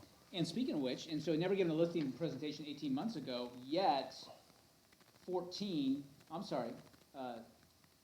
of your 20 deals were listings. Yep. Nicely done, 18 months. Yeah. That's Yeah. right there. Yeah. That's awesome. Yeah. That's non-energy right there. Good job. So the first 6 months, I think I did like one transaction a month or something like that, which was kind of slow way to end out the year. My goal for this year was to do 2 transactions a year and hit 6 million. So I was 4 short and $1 million short. I wanted to average basically, $500,000 a month in sales. So I didn't quite get there. I'm hoping to do 36 this year. So even though I didn't make it, I'm still going to kind of up the bar a little bit and see if I can get to 36 for this year. Real quick, let me talk about the market real fast. Mid-December, there was a NAR put out a summit, an economic summit, where they brought in like 16 economists in DC. They came in and they actually simulcast this, so I was watching the simulcast of it. And of those, one of those 16, NAR has their own dedicated chief economist, right? Very wise, smart guy, right? Florida Realtors has their own chief economist now. They've hired a full-time economist to measure the market. And that's one of the economists that NAR had brought in, along with Texas and and then they also did some of the downside of it. They did California and Oregon. And boy, I'm telling you, all right, thank God you're doing real estate in Florida. I just tell you know what I mean? Whatever you want to say about whoever we want to have elected, say what you want, but our economy is smoking right now, all right? And quite frankly, if you can't sell in this market, you might want to check out bartending again. Make sure you know how to make drinks, right? Because it is that, and it is, and in Tampa Bay, I want to get to say this tomorrow in Orlando or Thursday in Jacksonville, the chief economist came up, it was like an 8-hour webinar thing. They came out with, they said, hey, look, overall, it's going to be thumbs up for 2020, right? Nationally. Now, we've even gone through and picked out some outliers that are going to overachieve the overachieving, right? And Tampa Bay market is in that list of 10. Why? They looked at things like tax structure of the state. Is it beneficial? Climate. Is it beneficial? Is it a retirement area? Is it beneficial? All these, they had like 6 criteria, and Tampa Bay was checking off all of them. Boom, boom, boom. Increasing job opportunities for non-retirees. Boom, boom, boom. Just checking them all off, right? So no going forward, man. Wake up and say, hey, you know what? I'm excited to be in real estate in Florida, right? There's a reason why I don't own a real estate company in Des Moines, Iowa. All right? I'm just telling you. Okay, you're right. And number 1 is snow. It's a 4-letter word, right? But I'm just to that point, it's great news. It is a good time to be in this business. So don't let anybody tell you otherwise. Our book club's going to fire up again and won't be the second. John's part of that book club usually. Love it. All right, but Love it. next book we're going to be reading is called Getting to Yes. All right, it's an older book that was really well written by a bunch of Harvard business guys that kind of collaborated. And then the next one after that, I got turned on to this by my pastor in Nashville, is it's called The Happiness Factor.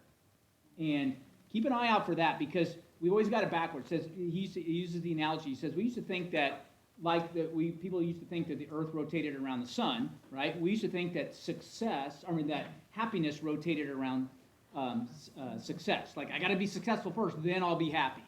Well, all these positive studies have come out that say it's quite the opposite, right? You've got to attack your life in a happy, joyful, peaceful Grateful. way, and then success just comes along for the ride.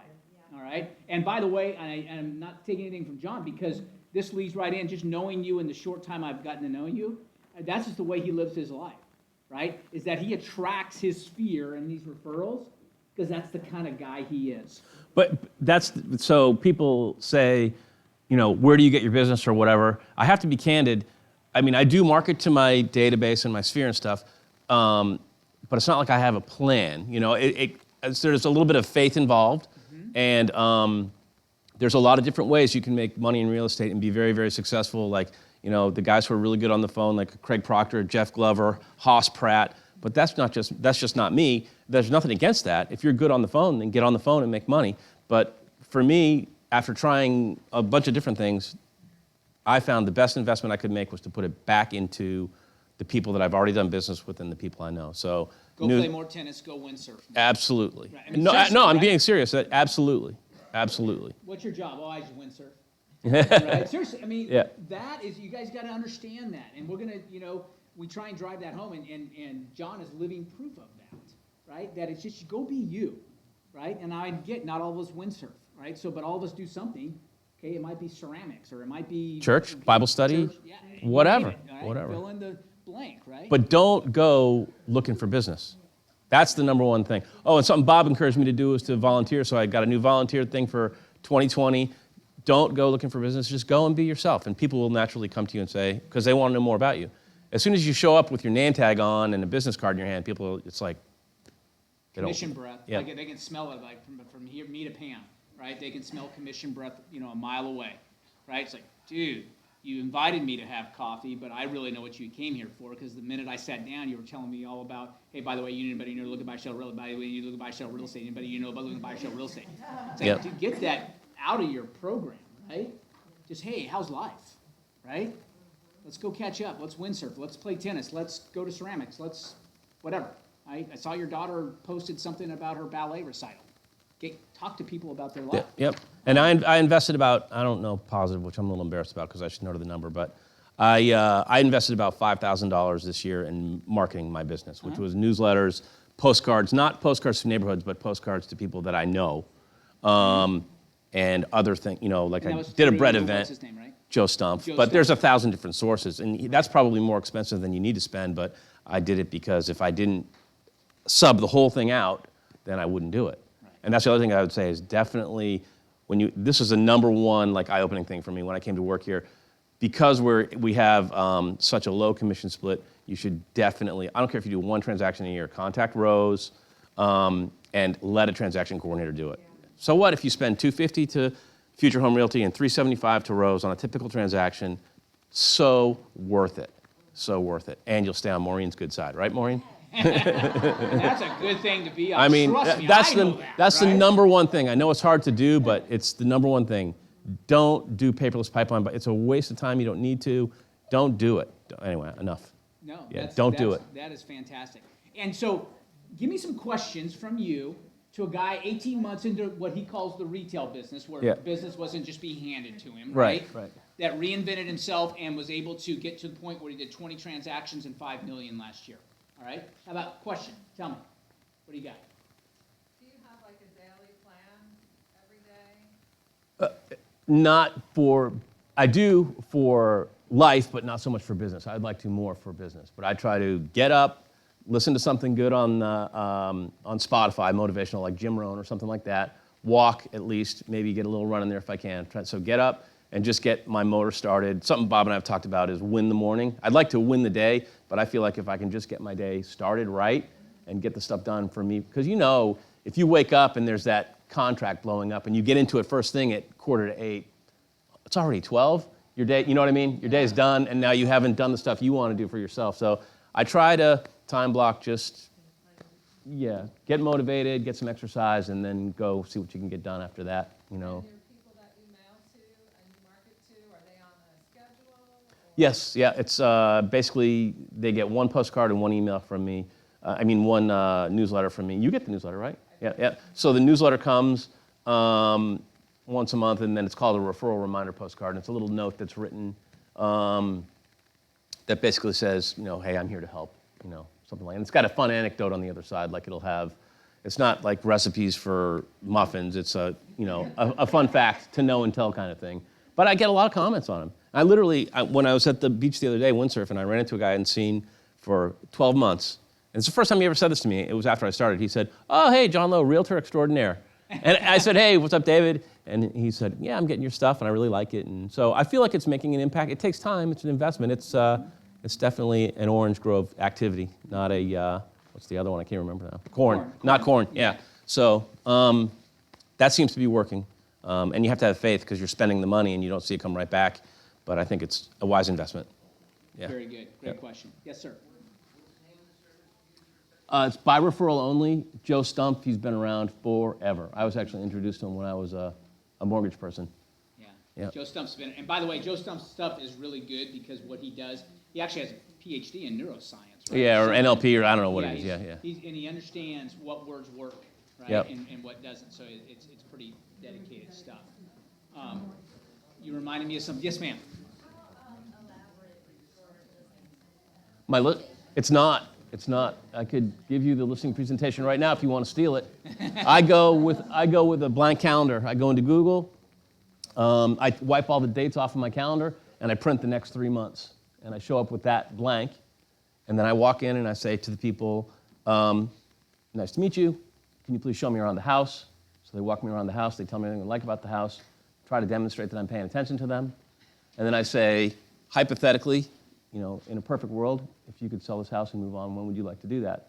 And they say, by such and such time. And I just get out my calendar and I go, okay, that's here. And I'm not saying that I'm doing it. I'm just saying, hypothetically, you'd like to do this here, right? And they go, yeah.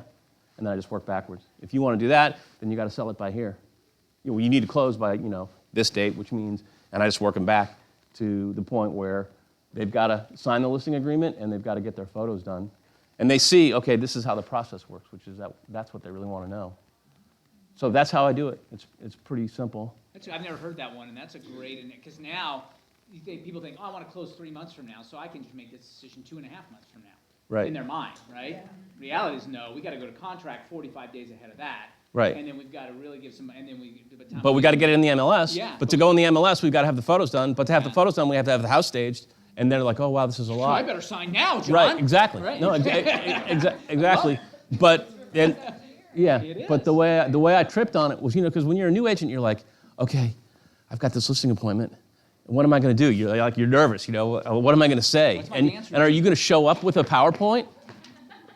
Right? Are you going to show up with a PowerPoint? Like a lot of the big trainers say, you need to use this PowerPoint. You need to go and show. It's just not natural. It's so much more natural to show up and just have a conversation with them about, okay, well, tell me what you want to do. And they're like, okay. And then you slowly just work into versus, okay, now I need to sit down and open my laptop and I want you to watch this and this is what I do and click through slides. That doesn't work for me. I'm sure it works for a lot of people, but it doesn't work for me. And it's also helpful that they're referred and/or majority, right? So Yeah. you got some kind of relationship or a common point of interest. That's right? that's a huge thing. I can't say that would work, but when you go to someone, because think about it, people who are selling their house, they don't want to interview 3 real estate agents. They don't want to. They want the first person who shows up to be the one so they can get it off their list. So if you've been referred by a friend, you have such a huge advantage, and then you talk to them naturally and you're not trying to pressure them, then it seems to flow naturally. But if it was someone that I met on Zillow and I showed up and I did that, I would try the same approach, but I don't know if it would be as good. I don't know. Right. Yeah. Good question to find out. Good question. Perfect. Any more? Yes, how much of your business is coming into the state? How much, majority of my contacts are Pennsylvania. Can I see that? Virginia. Yeah. How much is coming in from out of state? 1 vacation home,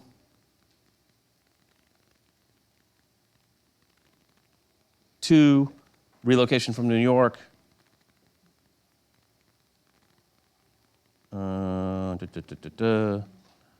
That's it. 2 of 20. So 10%. 2 of 20. Yeah. Yeah. Yep. And everybody's numbers are different, of course, Right, where right. relationships are. How long you been in the state of Florida?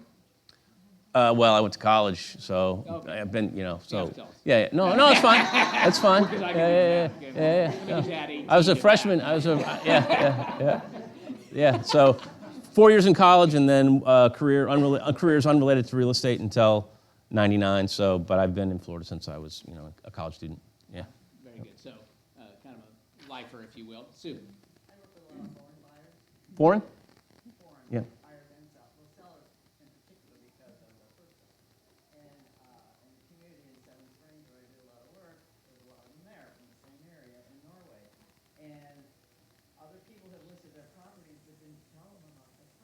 Hey. And so they sell to an investor, so then the 15% is withheld, and all that goes on. So I just say no investor is doing this at one seller. And so this last fall, I did 2 during the summer. 4 people had me come over, and I explained the same thing, and this one guy goes, well, you have said everything they told me you were gonna say. And I said, well, I'm glad I showed up. So doing those things for me, a word just goes like this. Yeah. Yeah. It's just a matter of doing the right thing. Again, know, like, and trust. We hear that all the time, right? Okay? But let me you want another goal for 2020? Know, like, and trust, okay, is be more noble, be more likable. That's the happiness factor we talked about. And the trust factor comes in, I don't care how much they know and like you. If you're incompetent, right, you should not get the deal. Right? There's no rule that says, hey, because we go to church together, you have to use me as your realtor. Right? You've got to be good at what you do. Right? And so really make that a focus. That's where the trust comes in. You're trustable. All right? I borrow, guys I'll hearken to Stephen Covey all the time, right? The book club knows that, right? But you're trustworthy because you're worthy of trust. That's where the word comes from, right? You're worthy of trust. And so you begin to do that. And John and I have had this discussion. I just want to talk about John's mornings a little bit, right? That he has learned. He and I have had this discussion that, you know what? When I actually do what I say I'm going to do in the morning, right? When I'm disciplined myself, because so many times we set something that we're going to do, we don't do it, and then when we walk out the door, guess what? You're exuding an air of untrustworthiness, because you know you weren't worthy of trust to yourself, right? How do you expect to lead people if you can't lead yourself, right? And that's what, by the way, you all leaders in your business, you're leading people to a very educated decision, right? On whether it's a home to sell, home to buy, whatever it is. So in order to lead, you have to be worthy of leading, right? And that starts, and that's why Covey comes in, right? We talks about small little, just set a mini goal and hit it. When I say a mini goal, it's like get out of bed and put on my tennis shoes instead of my fuzzy bunnies, right? Okay, right? And go do something. And so it's really, really critical. So I'm going to encourage you. And speaking of when, by the way, our grow sessions this month, they'll be coming up. They're on Mondays usually, so take a look at the calendar. But we're going to be talking about win your day, right? And we're going to start with, and it comes from Covey's third habit, right, which is put the first things first, which is his time management section of there. But it takes time management to a different level, right? It's like, hey, look, I've got to get inside of me a little bit first to understand, hey, this isn't, buying the right planners, I mean, don't go spend $85 on a planner, all right? Just because they have extra lines that say, here your goal is on every day.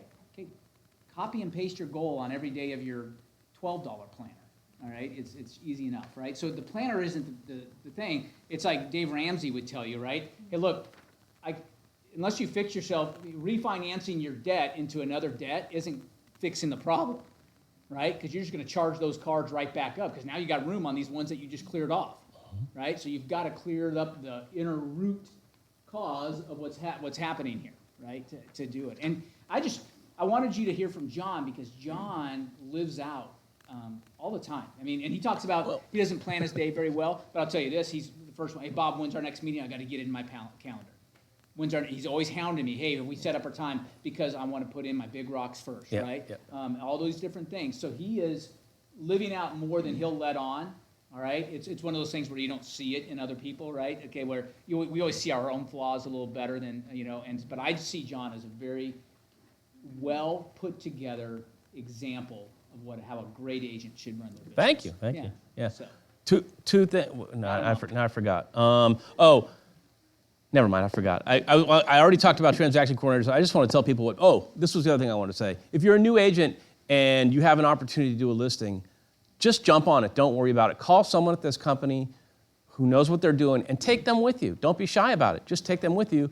And so that way, you know you're covered and you can offer them something or not. I would be happy to help someone in the Pinellas, Pasco, Hillsborough area if they said, geez, I'm new in the business and my sister referred me, her coworker, and I really don't know what to do. I'll go and help you. But ask them. There's a lot of people here who will help you. But be fearless because you've got the backup of a lot of people here. I've got a lot of help from the people in the Newport Richie Jam. Yay! Yeah. Elisa, Elisa has helped me a lot. So there's people here who will help you. So don't be afraid or feel like I don't know because there's people here who will help you. No problem. That is so true. And those of you who are new to us, you may not realize it yet, but you've got a huge, huge resource of people here that are just more than willing to help. It never ceases to, it really does my heart good to wake up in the morning and even look at Facebook in our group pages and see how people have helped each other overnight. Yep. Right? Because it seems like stuff hits the fan at 11:30 p.m. for some reason, right? Okay? And so it's just issues that come up. So I know we've run late, so we've got to run. But any last questions we can ask John? Yes? I just want to thank you for sharing about your listings, because I said to my team when we were strategizing for this year, I said, all my listings in 2019, I never really had to do the presentation. I have it, but I never had to do it, and my goal is to double my listings this year. And I'm like, I wonder if I'm ever going to actually have to do this presentation that I have together. So. Well, ideally not. Yeah, right? Again, ideally not. We walk in with a calendar and say, hey, let's sign, right? Yeah. That'd be the best scenario. It's a really good idea. And then one other thing, I do like to do limited service listings. So actually, I got a referral from Patty. I did one for her, and went swimmingly. So anybody who, if you need a limited service listing, let me know. I'd be happy to help. It's another source of business, right? And all of a sudden now you're getting, it leads to other things. Because there is a group, right, that fits for. Yep. By the way, just real quick on this, don't miss this part in 2020. What I'm about to say right now could add 2 new deals to your repertoire this year, which could make or break you, right? Don't be afraid to talk about OfferPad, who are the other ones? Yeah, iBuy or whatever. iBuy, whatever, let's just call them iBuyers in Yeah. general, right? Because you know what? Don't pretend like that's something new, right? Since 1993, I've been in the real estate business, right? There have always been people that said, list with me, I'll sell your home in 30 days or I'll buy it myself. It's been around forever. That's all they're saying when they're doing this. I'll buy it now. iBuyer, instant buyer, right? It's been around. Now they're more they're better funded, they're deeper pocketed, but still at the end of the day, I ran it. It's still on our FHR University. And back then it was like less than 1% of the overall market in the state of Florida, right? Of January of 2019, and maybe they're up to 1.5%, right? So we could fret all day long about the 1.5% that we're losing to iBuyers, right? Which, by the way, we're not losing to iBuyers. They were already selling this way anyway. They were selling to the people that sent yellow postcards, says, I'll buy your home today. Hey, Gabor, I see you have a home, I'll buy it today, right? Yeah, I own rental properties, and I get those cards every week, right? And so it's nothing new under the sun. But if someone fits that mold, why not say, hey, you know what? I'll help you find somebody, and call, and there's a couple of them that actually will pay you for the referral, all right? So why not use that as a tool that you have available? Hey, you need let's go to the calendar. Oh, you need to sell next week. Yep. Close next week. Right. All right, so, okay, we might want to consider selling for 85% of market value. Yeah. I could probably get you a cash buyer that will close next week. If Absolutely. that's absolutely where you need to be, let me do it. Yeah, when you go and meet with someone who's a potential listing client, you should have a complete attitude of flexibility. It should not be, I'm getting my 6% and that's it. This is the last thing, I know I've said that, but this is the last thing. One thing Bob taught me that is so true is activity breeds activity. If my business got so slow that I had to take a listing for $250, I would do it just to keep moving. I mean, you want to sit at home and eat bonbons and watch TV, or do you want to do a listing for free and stay out there and keep moving and know that that's going to lead to something else? I mean, I know that sounds extreme, but I'm just saying. Activity leads to activity. Right. It's just so important to keep going, because once you hit a lull, it feels scary and it's a downward spiral. Well, and you lose your mojo, right? Yeah. Once you start to lose that mojo, then it becomes now even tougher to get out of, right? Because now you're spiraling down and it's almost impossible to get out of, because now if you do get an opportunity, you're Yes. walking in with your lip dragging, Yeah. like, I think I'm going to choose somebody else, Mm-hmm. right? All right, other than, because by the way, as much as we try and fake it, people can smell it, right? If we're desperate, if we come into a situation with a desperate mode, people smell that, like dogs smell fear, right? People do the same, right? So walk in strong and confident and ready to roll. Yep. But keep your mind there. Yep. Good job, man. Thank you. Appreciate it. Congrats. Give it a hand. Awesome. Let me step on this thing. All right. So check out Grow Sessions. Check out Be Aware. We will be firing up our book club. There are tons of opportunities available. Our training calendar is chock full. If you have any questions, remember the best way to get a hold of me is to email me, because then I can instantly forward that to Jim. Yes, Steve. Have a great day. See you. Just let us know.